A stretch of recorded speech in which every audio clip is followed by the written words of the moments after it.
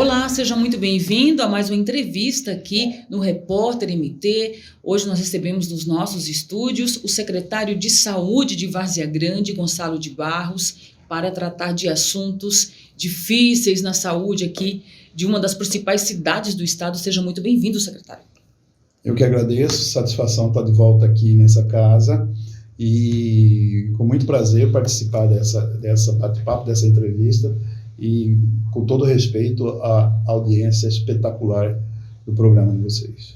E olha, espetacular mesmo, tá? As ações que precisam ser feitas para tomar um pouco de controle nesse caos que está a saúde aqui na Baixada Cuiabana, por conta da intervenção ali de Cuiabá, que vem refletindo em Várzea Grande. Mas antes de entrar nessa questão, secretário, assunto que também nós vamos abordar na entrevista de hoje, eu gostaria de falar com o senhor a respeito dos casos de meningite, que trouxeram grande preocupação aqui para a Baixada Cuiabana, principalmente para os municípios de Cuiabá, da capital Cuiabá e também de Várzea Grande. Em que pé que está essa situação? Falou-se inicialmente que poderia ser um surto da doença, mas isso a Secretaria de Saúde descartou.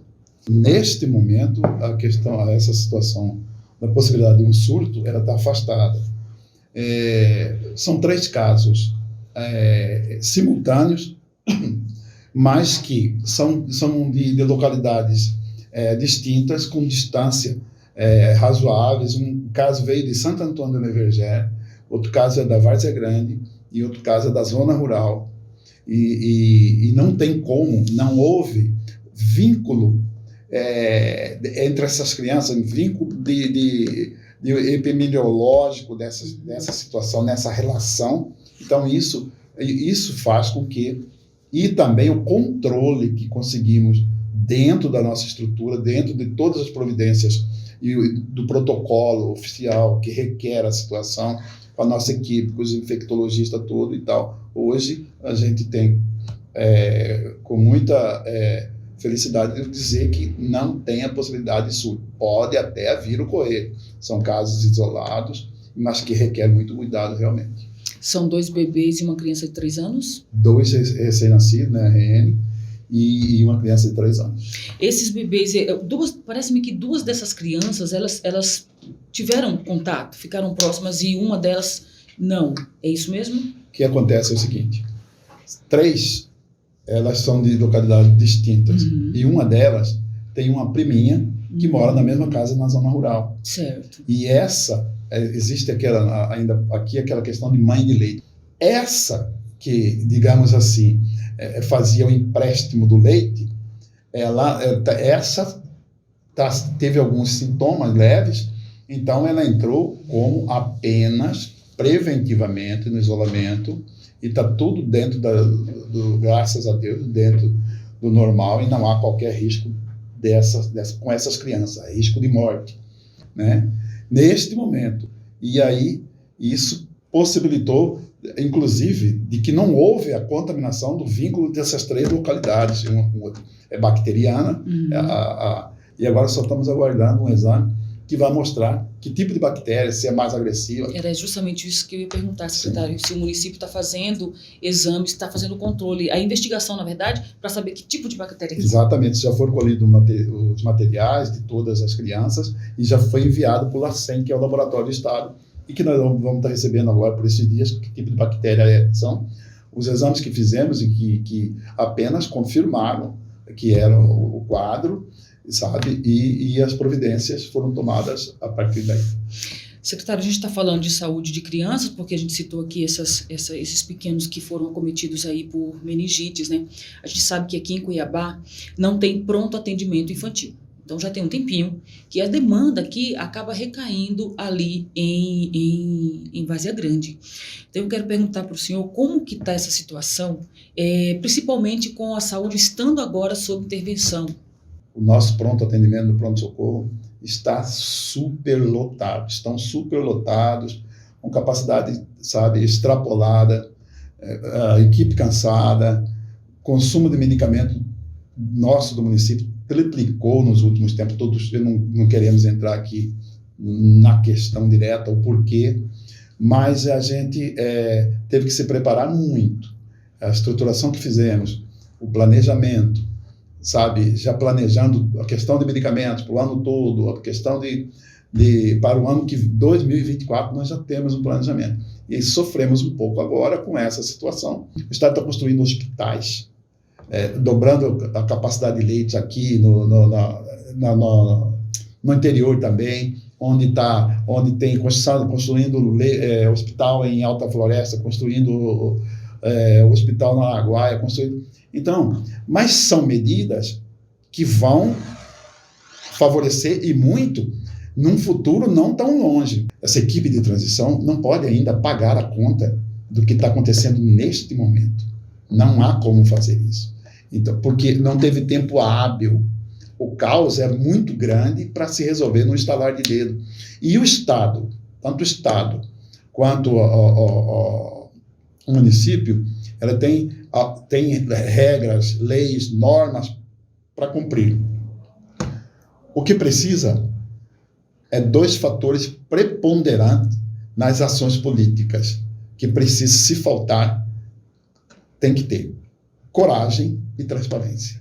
O senhor acredita que essa intervenção vai alcançar o objetivo dela, sem contar a briga ainda política, né, a briga no judiciário ali, que existe ainda essa questão que também precisa ser lidada, ou seja, o tempo é curto, né? Não se tem como agilizar rapidamente para poder se resolver isso. O senhor acredita que vai ter condições dessa intervenção ajudar?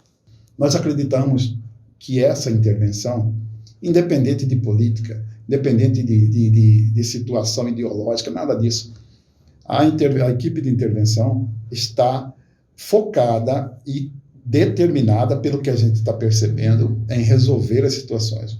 Os contatos que nos foram feitos, as preocupações, até a pactuação, alguma assistência que a gente está podendo dar neste momento, a gente está prestando isso, e nós acreditamos muito, muito. Agora, nós precisamos de medidas, como eu falei antes, resolutivas. Qual que é o objetivo da intervenção? Sabe? É mostrar que o dinheiro foi desviado somente, ou você tem que mostrar que o dinheiro foi desviado e consertar a saúde. E colocar o carro nos eixos, nos trilhos. Se ficar só no retrovisor, e eu espero que isso não ocorra, eu tenho certeza da gente ter, por isso que a nossa esperança é muito, pelo foco da equipe de transição, pela seriedade do que o governo do Estado está tratando essa matéria, eu acredito, sim, que num curto espaço de tempo, essa equipe vai apresentar um avanço e uma solução para esses problemas. O custo de uma guerra política, ideológica, jurídica, em uma situação de saúde pública, o custo é pago com vidas. E vidas de quem não causou essa situação, exceto a responsabilidade inicial quando entrou numa urna para votar. É verdade. A Várzea Grande emprestou medicamentos e insumos também aqui para a equipe de intervenção, para que os atendimentos possam ser normalizados, pelo menos inicialmente aqui. Nós temos uma boa relação com a Secretaria de Saúde do Estado, com o Governo do Estado, em relação... Nós temos um hospital metropolitano, que é do Estado, que está na Várzea Grande, e a gente faz essas parcerias, já fazia essas parcerias mutuamente de se ajudar. Então, nós fomos procurados pela equipe de transição, e com todo respeito, e aquilo que nós pudemos, nós fizemos, disponibilizamos aquilo que não compromete o nosso abastecimento, mas que, graças à estruturação que promovemos nesses 2 anos de planejamento, está nos possibilitando dar um auxílio de médio para importante porte aí com eles nesse momento. Secretário, justamente por conta desse planejamento, o município conseguiu aí uma cobertura de mais ou menos 70% na atenção primária. Essa superlotação que está acontecendo ali em Várzea Grande, esses atendimentos podem sofrer prejuízos? Hoje, eu determinei agora há pouco, com a superintendência da primária, para que nós começássemos urgentemente o horário estendido em todas as unidades até as 8 da noite, certo? Porque ela não fechar mais às 5 da tarde e levar até as 8 da noite, para poder desafogar, porque o fluxo está grande, tá alto. A gente monitora momento a momento tudo que está acontecendo e a gente vê a angústia da população. Então, nós temos que tomar medidas urgentemente. Que bom, secretário. A gente fica muito feliz quando a gente vê gestores que estão ali fazendo a sua parte, que é trabalhando em prol ali da população. Essa é a obrigação de todo gestor público. Então, eu quero lhe agradecer mais uma vez, o senhor ter aberto aí um espaço na sua agenda e ter vindo conversar um pouquinho conosco, conversar com quem nos acompanha. Quero aproveitar e também já me despedir de você que ficou conosco nessa entrevista, convidá-lo, claro, para continuar acessando as nossas notícias e também ficar de olho na nossa próxima entrevista, viu? Daqui a pouquinho você vem aí que a gente está sempre atualizando aqui com os nossos convidados. Então, até qualquer hora.